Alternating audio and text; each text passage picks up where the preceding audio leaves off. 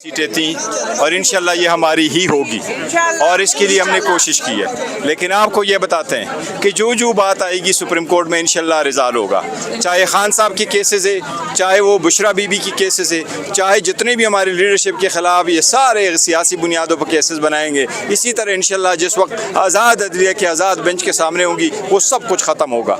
हम पहले दिन से कहते चले आ रहे थे कि किसी भी पॉलिटिकल पार्टी को उसको जीती हुई सीटों से ज़्यादा सीटें नहीं मिल सकती। अल्हम्दुलिल्लाह आज सुप्रीम कोर्ट ने टू दिस एक्सटेंड कर लिया कि इवन एक इंटरम ऑर्डर इशू करके वो बुरी हुक्म हासिल करके कहा कि जो लोग पार्लियामान में बैठे हैं, जो हमारी सीटों पे बैठे हैं, वो वोट में हिस्सा नहीं ले सकते। ये मैं पूरी कौम को मुबारकबाद देता हूँ, अपने पार्टी को और अपने हमारी इन बहनों को जो इनका हक था।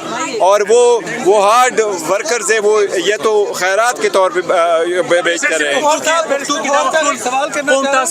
सीटें थी और इंशाल्लाह ये हमारी ही होगी और इसके लिए हमने कोशिश की है। लेकिन आपको ये बताते हैं कि जो बात आएगी सुप्रीम कोर्ट में इंशाल्लाह रिजॉल्व होगा, चाहे खान साहब के केसेस है, चाहे वो बुशरा बीबी की केसेस है, चाहे जितने भी हमारी लीडरशिप के ख़िलाफ़ ये सारे सियासी बुनियादों पर केसेस बनाएंगे। इसी तरह इंशाल्लाह जिस वक्त आज़ाद अदलिया के आज़ाद बेंच के सामने होंगी वो सब कुछ ख़त्म होगा। हम पहले दिन से कहते चले आ रहे थे कि किसी भी पॉलिटिकल पार्टी को उसको जीती हुई सीटों से ज़्यादा सीटें नहीं मिल सकती। अल्हम्दुलिल्लाह आज सुप्रीम कोर्ट ने टू दिस एक्सटेंड कर लिया कि इवन एक इंटरम ऑर्डर इशू करके वो बुरी हुक्म हासिल करके कहा कि जो लोग पार्लियामान में बैठे हैं, जो हमारी सीटों पे बैठे हैं, वो वोट में हिस्सा नहीं ले सकते। ये मैं पूरी कौम को मुबारकबाद देता हूँ, अपने पार्टी को और अपने हमारी इन बहनों को जो इनका हक था।